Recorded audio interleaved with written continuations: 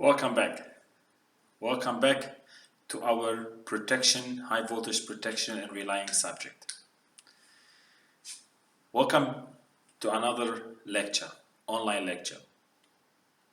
I hope you all are safe or all are healthy, and inshallah all this pandemic will finish ASAP, as soon as possible.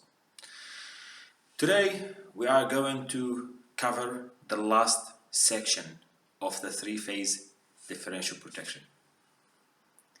In the previous two sections we studied single-phase differential protections, three-phase two windings, three-phase two windings differential protection. Today we are going to show if we have a transformer, three windings. Let's look at this transformer.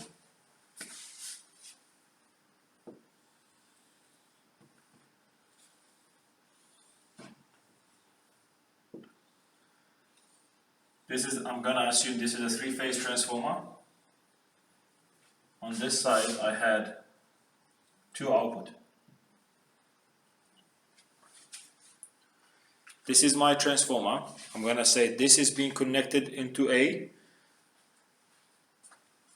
three-phase system.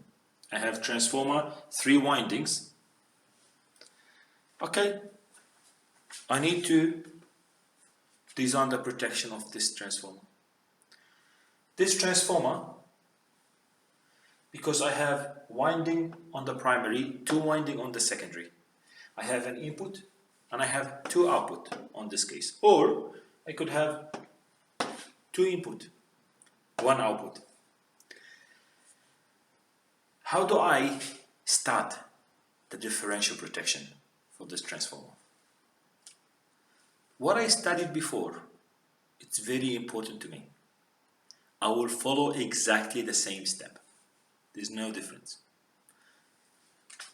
The CTs, let me get different color. The CT depend on the current. I have a current in here. Let's say I have a current in here, current output. This situation, I have a power source connected to the primary, and then I have a two output on the secondary side. This windings, because the input, this winding power should be equal to this power plus this power. Let's give an example. Let's say on this side I have 34.5 kilovolt, 500 MVA. Okay? On this side I have 500 kilovolt on this winding, 300 MVA. On this side I have 138 kilovolt, 200 MVA. 200 MVA. Okay? Now I need to distinguish what sort of transformer. Is it delta Y, Y delta? What sort of arrangement do I have in front of me? What sort of arrangement?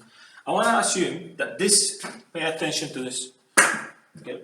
This system in here is connected as a delta, this winding connected as a Y, and this winding connected as a Y. Remember, I'm talking about three-phase system.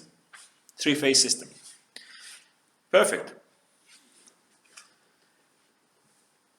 The system will require how many CTs now? That's a three-phase. So I need three CTs on the primary. That's a three-phase. I need three CTs on the top winding, three CTs on the bottom windings. That's done. Same what I did before. No new information. Great. How do I connect my CTs? Remember, still the same concept. This winding connected as a delta, so therefore my CT will be connected as a Y. So now this CT in here, this CT in here that goes down, this is my CT, I will connect my CT as a Y.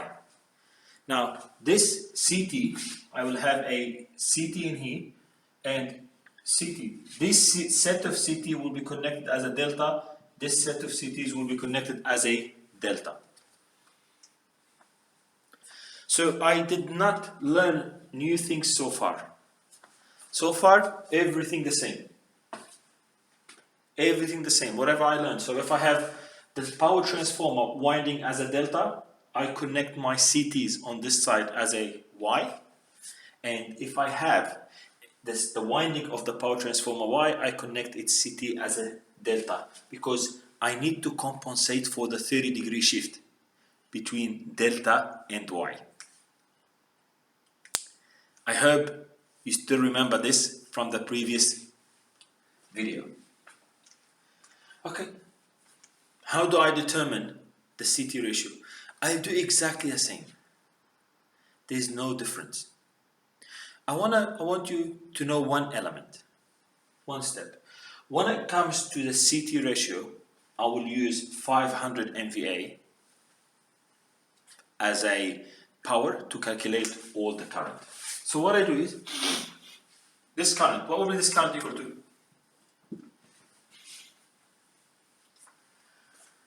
This current in here will be equal to 500 10 to the 6 divided by root 3 34.5 10 to the 3. For the sake of these two, I calculate the current in here using the 500. Why? I just want to get the CT ratio, so it doesn't matter for me. I just want to get the CT ratio. Okay. So this current in here, I can also use 500 10 to the 6 divided by root 3 138 10 to the 3. For this current, I will have 500 10 to the 6 divided by root 3 500 10 to the 3. Is that clear? No. I found this current, and I found this current. This current, because my CT connected to a Y, so therefore, straight away, I will know my network. So straight away, this answer is 8,367. 8,367 M. This calculation will give me. So therefore, from the CT, because it's Y, my CT ratio on the primary will be, I want to use 9,000 to 5 amps. Because that's Y. When it comes to delta, remember what we did previously. We have to, this current must be divided by root 3, because in a delta, remember this connected in a delta, this current will go to this Y, this current.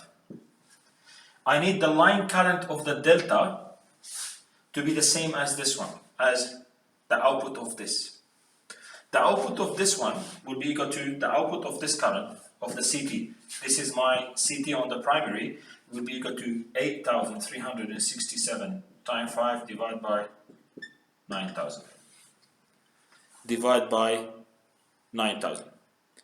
Is that clear? That's exactly what we did in the previous examples. There's no changes at all. It's exactly the same what we did.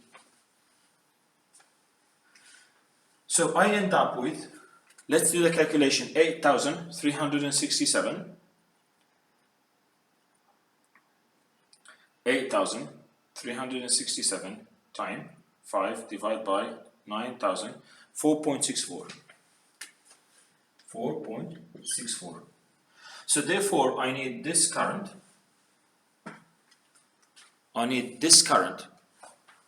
That comes from the delta to give me the same ratio. Is that clear? Is that clear?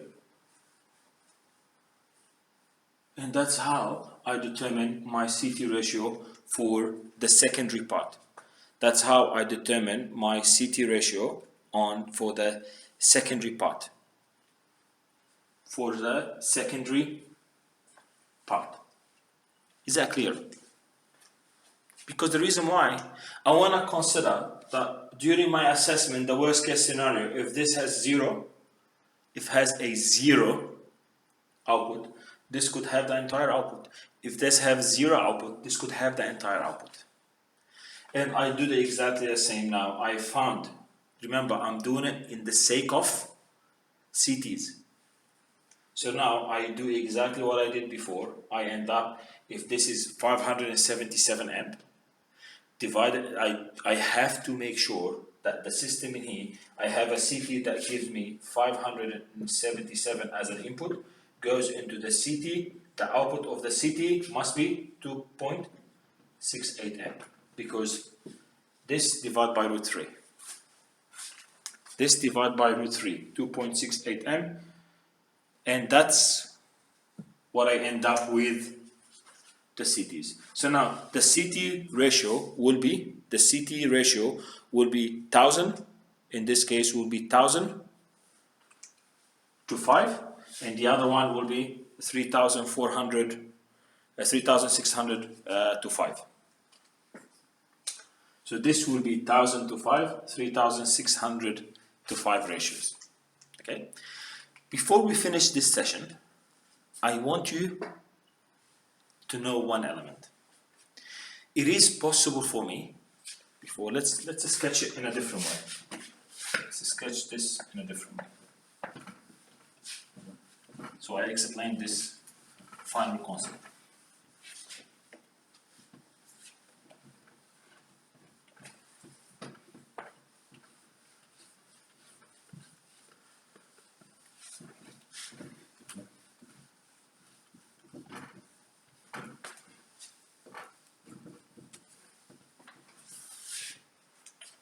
Now, I have a transformer. On this side, I have 1 windings. On this side, I have 2 windings. This is my CT. This is my CT. This is my CT. In here, I have my differential relay. The system in here goes down. This one will goes down to this one, and this also will go down and will be connected to the same one. However, because this will be like this. So this current, I want to call this I1, I2, and I3. The differential will do I1 minus I2 plus I3. This I will use CT, 3 CTs at the front, 6 CTs on the secondary side, as we spoke before. It is possible under the following condition. It is possible to use a CT with 3 windings. So it is possible to use a CT where I have the CT could have 2 windings. Same as a transformer when I have a transformer of the 3 windings. It is possible to put this in parallel under the following condition. Under the following condition, pay attention. Under the following condition, I can parallel this together. If I have one output only in the circuit, and these are only an output system. So the source is only on one side. If I have a source only on one side, I can parallel the secondary. I can parallel the secondary CTs. It is possible for me that under this condition, a 2-winding differential relay can be used to protect the 3 windings, the 3-winding transformer. Under this condition, I can parallel it like this. However, if this has a source and this has a source, it's very dangerous to do it this way. The reason, if this has no input I can create a fault in here because of the restraint, because of the inrush current, because of a lot of circulating current inside the system in here. I could have an issue and I could cause a major problem to my network and a false tripping under conditions. What we will do now is we will take a few minutes break and then we will solve an example to show why if I have an input to source to the transformer, two possible sources to the transformer, I cannot use this parallel system. I hope that's clear. Let's take a pause and then we will continue with an example.